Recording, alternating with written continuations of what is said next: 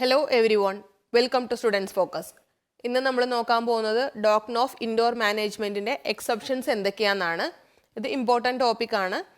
അപ്പം നമുക്ക് എക്സെപ്ഷൻസ് എന്തൊക്കെയാണെന്ന് നോക്കുന്നതിന് മുമ്പ് ആദ്യം ഡോക്ട്രിൻ ഓഫ് ഇൻഡോർ മാനേജ്മെൻറ്റ് എന്താണെന്ന് ഒന്ന് റിവൈസ് ചെയ്ത് നോക്കാം.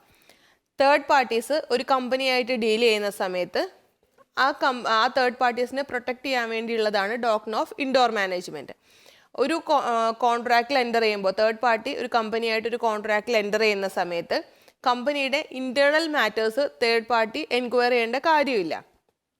അതായത് MOAയും AOAയിലും പറഞ്ഞിരിക്കുന്നതനുസരിച്ചുള്ള കാര്യങ്ങൾ ഓക്കെ ആണെങ്കിൽ പിന്നെ ഇൻറ്റേർണലി എല്ലാം സാറ്റിസ്ഫൈഡ് ആണോ, ഇൻറ്റേർണലി ചെയ്യേണ്ട കാര്യങ്ങളെല്ലാം ചെയ്തിട്ടുണ്ടോ എന്ന് ഉള്ളത് ഒരു ഔട്ട്സൈഡറെ സംബന്ധിച്ച് ബാധിക്കുന്ന കാര്യമല്ല. MOAയിലും AOAയിലും പറഞ്ഞിരിക്കുന്ന കാര്യങ്ങൾ അതുപോലെ പാലിച്ചിട്ടുണ്ടെങ്കിൽ ഔട്ട്സൈഡർക്ക് കമ്പനിയുടെ ആക്ഷൻസിൽ നിന്ന് പ്രൊട്ടക്ഷൻ കിട്ടും. അതാണ് നമ്മുടെ doctrine of indoor management. Third parties who enter into a contract with the company is protected against any irregularities in the internal procedure of the company. അതായത് ഇപ്പോൾ എക്സാമ്പിൾ പറഞ്ഞാൽ സ്റ്റുഡൻസ് ഫോക്കസ് നിങ്ങൾക്കൊരു check തരുവാണെന്ന് വിചാരിച്ചു. അപ്പോൾ നമ്മളുടെ MOA and AOA അനുസരിച്ച് ചെക്കിൽ 2 directors sign ചെയ്തിട്ടുണ്ടാവണം. ഇപ്പോൾ ചെക്കിൽ ഞാനും എൻ്റെ ഒരു ഫ്രണ്ടും ഡയറക്ടറാണ്, ഞങ്ങൾ രണ്ടുപേരും ചെക്കിൽ സൈൻ ചെയ്തിട്ടുണ്ട്, നിങ്ങൾക്ക് ചെക്ക് തരുകയും ചെയ്തു.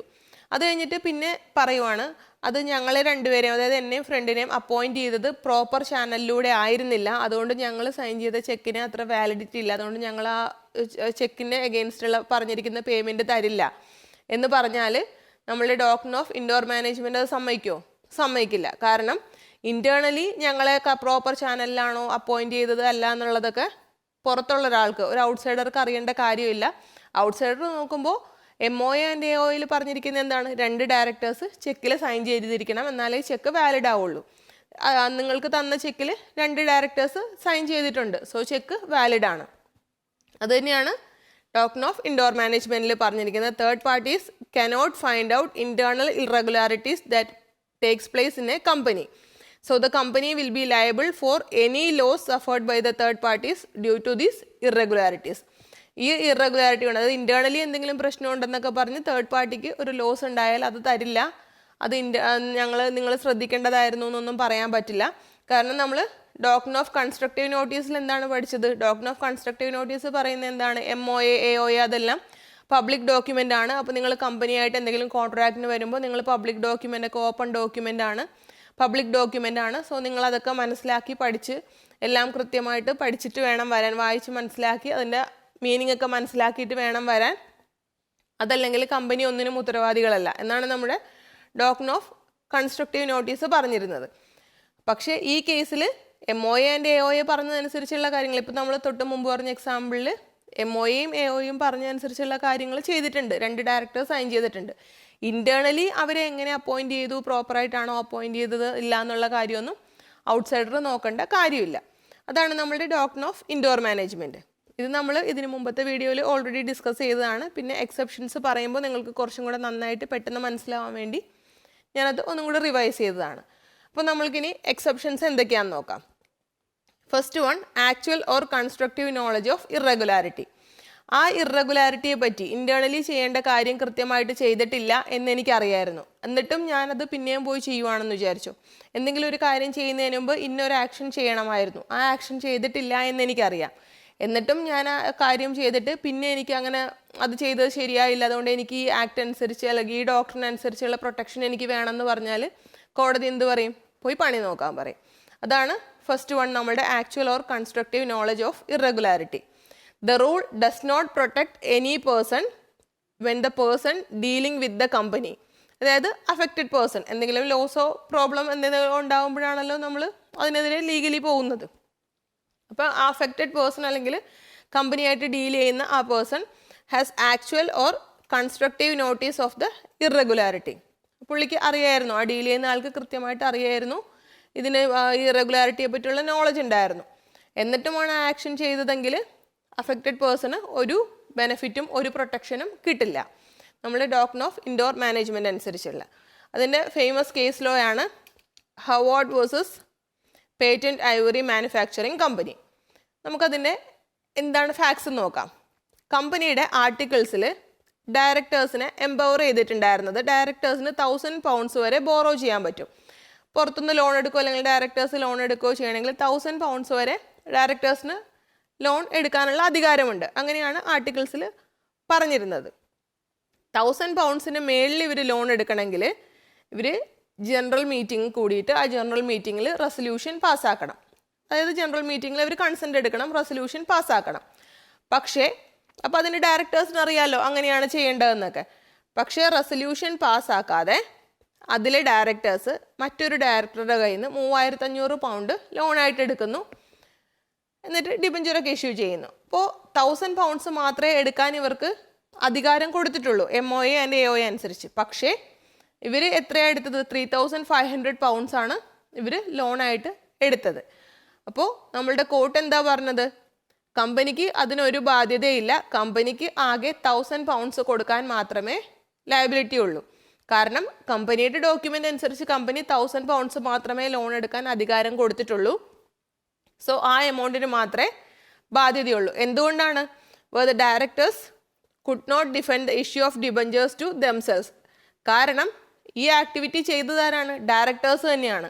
അപ്പോൾ ഡയറക്ടേഴ്സിന് പറയാൻ പറ്റുമോ ഞങ്ങൾക്ക് അറിഞ്ഞുകൂടായിരുന്നു, അങ്ങനെ റെസൊല്യൂഷൻ പാസ്സാക്കണം എന്ന് അറിയില്ലായിരുന്നു എന്നിവർക്കൊരു റീസൺ പറയാൻ പറ്റുമോ? ഇല്ല. കാരണം റെസൊല്യൂഷൻ പാസ്സാക്കുവാണെങ്കിൽ ആ മീറ്റിങ്ങിൽ ഇവരൊക്കെ കാണും, അങ്ങനെ ചെയ്യണമെന്ന് റൂൾ ഉള്ളതാണെന്ന് ഇവർക്കറിയാം.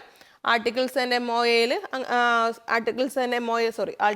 MOA അങ്ങനെ പറഞ്ഞിട്ടുണ്ടെന്ന് ഇവർക്കറിയാം. എന്നിട്ടും അങ്ങനെ ഒരു റെസൊല്യൂഷൻ പാസ്സാക്കാതെ ഇവർ ലോൺ എടുത്തു.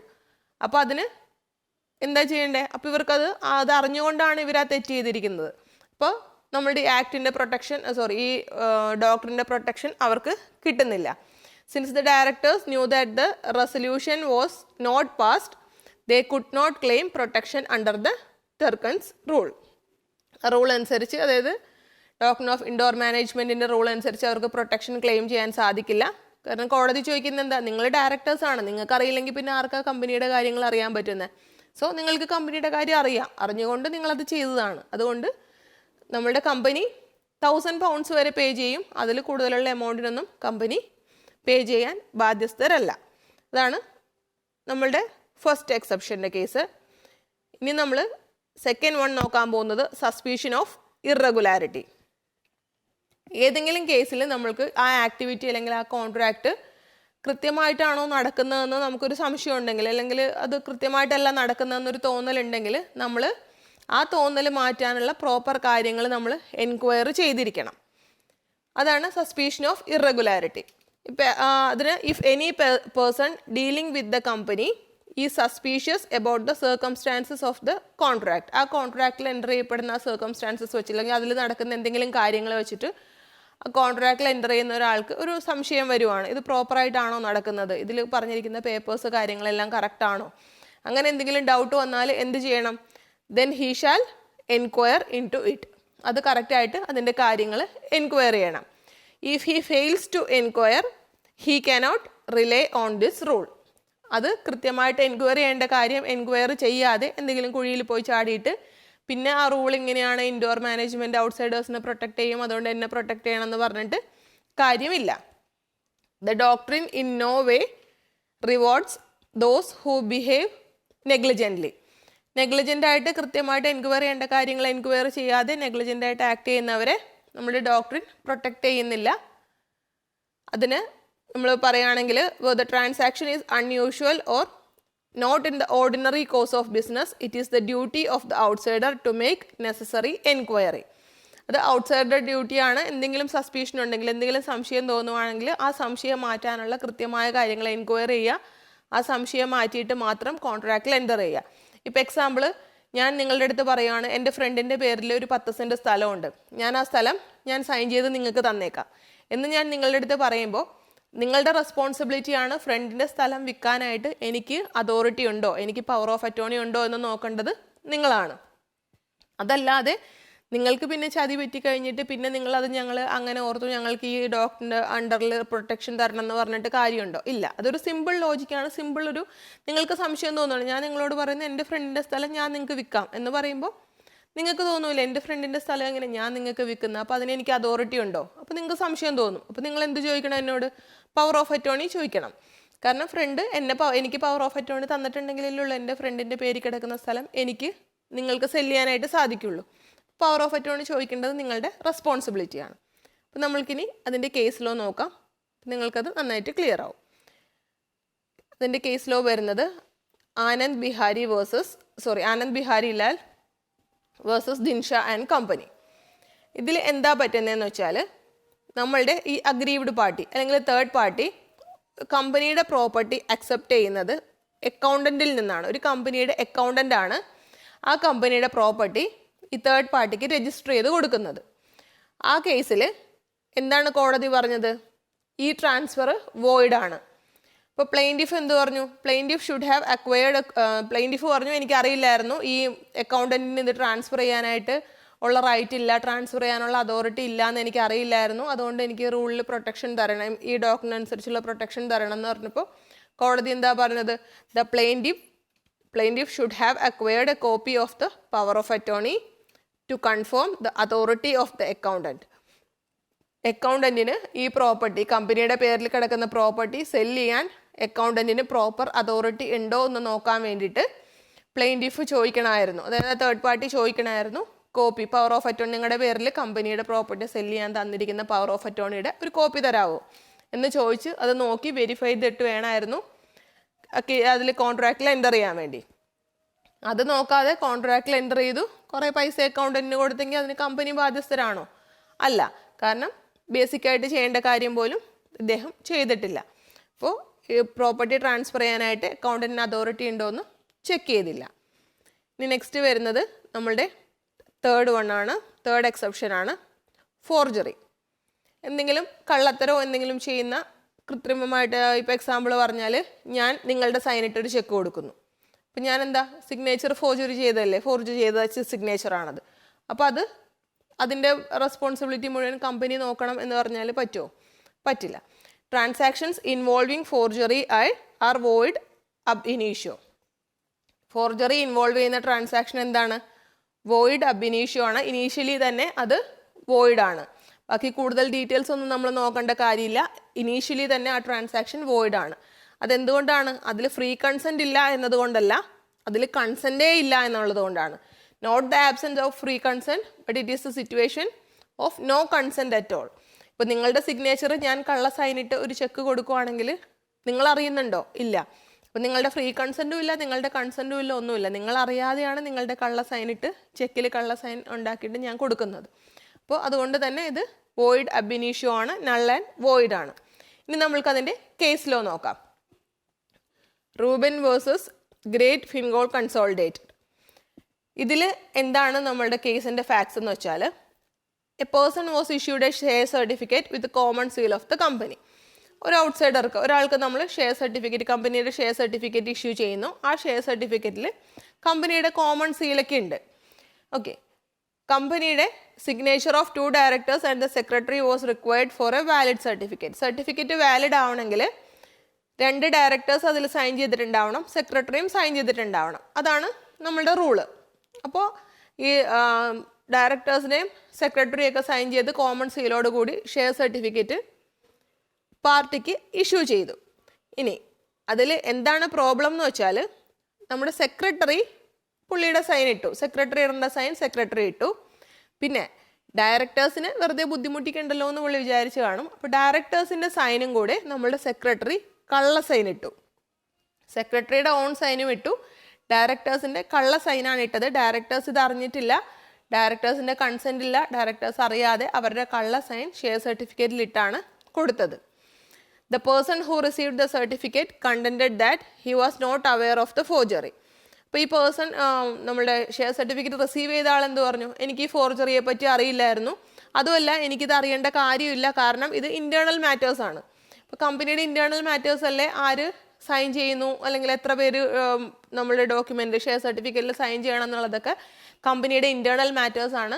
സോ എനിക്കതറിയേണ്ട കാര്യമില്ല, പിന്നെ ഇത് കള്ള സൈനിട്ട കാര്യമൊന്നും എനിക്കറിയില്ല, അപ്പോൾ അതുകൊണ്ട് എനിക്ക് റൂളിൻ്റെ അണ്ടറിൽ പ്രൊട്ടക്ഷൻ തരണം എന്ന് പറഞ്ഞപ്പോൾ നമ്മളുടെ കോടതി എന്ത് പറഞ്ഞു? The court held that the company is not liable for forgery done by its officers. കമ്പനിയുടെ ഓഫീസേഴ്സ് ചെയ്യുന്ന ഫോർജറിക്ക് കമ്പനി ലയബിൾ ആയിരിക്കില്ല. ഓഫീസേഴ്സ് എന്ത് കള്ളത്തരം കാണിച്ചാലും അതിനൊക്കെ കമ്പനി കൂട്ടു നിൽക്കാൻ പറ്റില്ല. അപ്പോൾ കമ്പനി അതിന് ലയബിൾ അല്ല. അതുകൊണ്ട് തന്നെ കമ്പനിക്ക് ആ ഷെയർ സർട്ടിഫിക്കറ്റ് ഇഷ്യൂ ചെയ്തത് അതിൻ്റെ ഓഫീസേഴ്സ് ഫോർജ് ചെയ്തതാണ്. അപ്പോൾ അതുകൊണ്ട് എനിക്കത് അറിയണ്ട എന്ന് തേർഡ് പാർട്ടിക്ക് പറയാനായിട്ട് സാധിക്കില്ല എന്നാണ് നമ്മളുടെ തേർഡ് കേസിൽ ഈ കേസ് ലോയിൽ പറയുന്നത്. അപ്പോൾ നമ്മളുടെ തേർഡ് എക്സെപ്ഷനും നമ്മൾ പഠിച്ചു. ടോട്ടൽ 3 എക്സെപ്ഷൻസ് നമ്മൾ കവർ ചെയ്തു. നിങ്ങൾക്ക് ഈ 3ഉം നന്നായിട്ട് ക്ലിയർ ആയി എന്ന് വിചാരിക്കുന്നു. നിങ്ങൾക്ക് ഡൗട്ടൊന്നും ഇല്ലാതെ നന്നായിട്ട് ക്ലിയർ ആവാൻ വേണ്ടിയാണ് ഞാനത് ഇത്ര ഡീറ്റെയിൽ ആയിട്ട് പറഞ്ഞത്. ഇതിൽ നമ്മൾക്ക് ഡോക്ടർ ഓഫ് ഇൻഡോർ മാനേജ്മെൻറ്റ് വളരെ വളരെ ഇമ്പോർട്ടൻ്റ് ആണ്. അതിൽ നിന്ന് ക്വസ്റ്റ്യൻസ് വരാൻ ചാൻസ് ഉണ്ട്. ഡോക്ടർ ഓഫ് ഇൻഡോർ മാനേജ്മെൻറ്റിൻ്റെ നിങ്ങളതുകൊണ്ട് നന്നായിട്ട് മനസ്സിലാക്കുക. അത് സിമ്പിളാണ്, നമുക്ക് പെട്ടെന്ന് മനസ്സിലാകാവുന്ന കേസേ ഉള്ളൂ. നിങ്ങളത് മനസ്സിലാക്കി പഠിക്കുക. നമ്മളുടെ ഈ ടോപ്പിക്കോടുകൂടി കമ്പനീസ് ആക്ട് കംപ്ലീറ്റ് ആയിട്ടുണ്ട്. So thanks for watching the video and all the very best to you.